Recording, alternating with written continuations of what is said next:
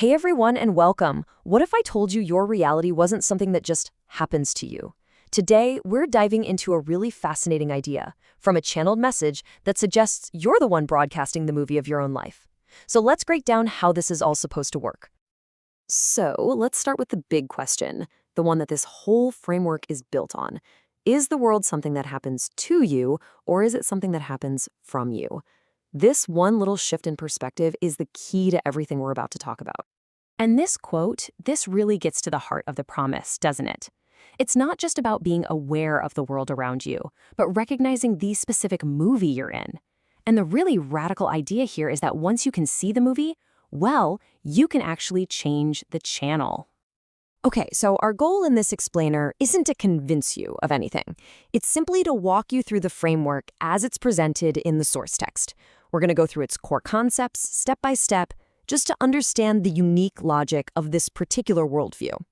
All right, section 1. The first, most fundamental piece of this whole puzzle is this idea. Everything is vibration. And I don't just mean sound. We're talking about your thoughts, your emotions, even the chair you're sitting on right now. It's all just energy vibrating at different frequencies. So what exactly is this vibration? Well, you can think of it like your own personal energy signature. The text describes it as a kind of invisible magnet that's always on, constantly attracting people and situations that are on its exact same frequency.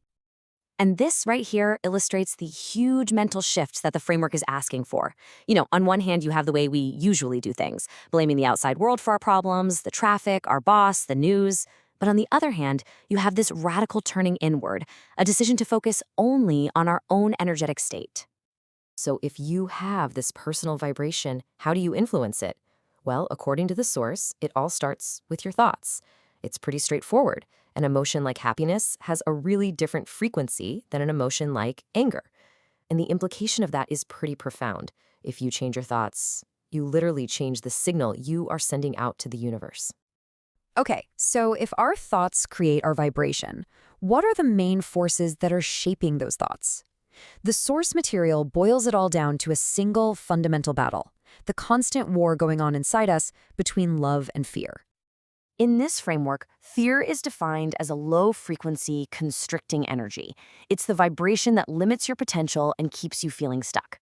Now, the source makes a very specific and interesting claim here, that fear needs what it calls masculine energy in order to exist. And we'll unpack what it means by that in just a moment. And then, on the complete opposite side of the spectrum, you have love. It's described as a high-frequency, expansive energy. It's the vibration of potential, of clarity and connection. And according to this source, this expansive state is the absolute core of what it calls feminine energy. So what this framework really boils it down to is a choice. A simple choice, but definitely not always an easy one. Moving from that low-frequency state of fear to a high-frequency state of love is presented as a totally conscious decision. And what's the key that unlocks that higher frequency? The choice to trust. Okay, so we've got vibration, and we've got this love versus fear dynamic. But this is where the framework takes a really surprising turn. It suggests that this whole energetic pattern is actually encoded directly into our biology. Which brings us to a pretty provocative question that the text poses. What on earth does our DNA have to do with our vibrational state? The source actually uses our chromosomes as a kind of metaphor to explain this energetic blueprint. So here you can see the very specific associations the text makes. On one side, what it calls feminine energy is linked to the X chromosome and yin. It's described as the energy of pure consciousness, things like love, trust, and a state of just being. Then in contrast, masculine energy is linked to the Y chromosome and yang, and it's associated with the mind. So, action, logic, and a state of doing. Now, according to this framework, the problems start when these two energies get out of balance. Specifically, it happens when that logical, action-oriented doing energy of the mind completely overrides the intuitive, trust-based being energy of our consciousness. This imbalance, the text claims, is what leads directly to states of fear and disconnection. So, if that's the diagnosis of the problem, then what's the prescription? Well, the final part of the source material isn't just theory. It offers a whole practical toolkit with methods it claims can help you consciously raise your own vibration. The source lays out this 4-step process. Step 1 is making that internal shift, taking full ownership of your energy. Step 2 suggests using sound, things like specific healing frequencies, to literally tune your body. Step 3 is all about balancing your energy centers, also known as chakras. And it all leads up to Step 4, making that constant, conscious choice to operate from a place of trust instead of fear. The text also lists a whole variety of other tools you could explore. Some are more meditative, like automatic writing or just plain meditation.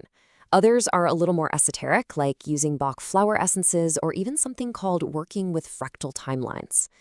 They're all presented as different ways to support that fundamental energetic shift.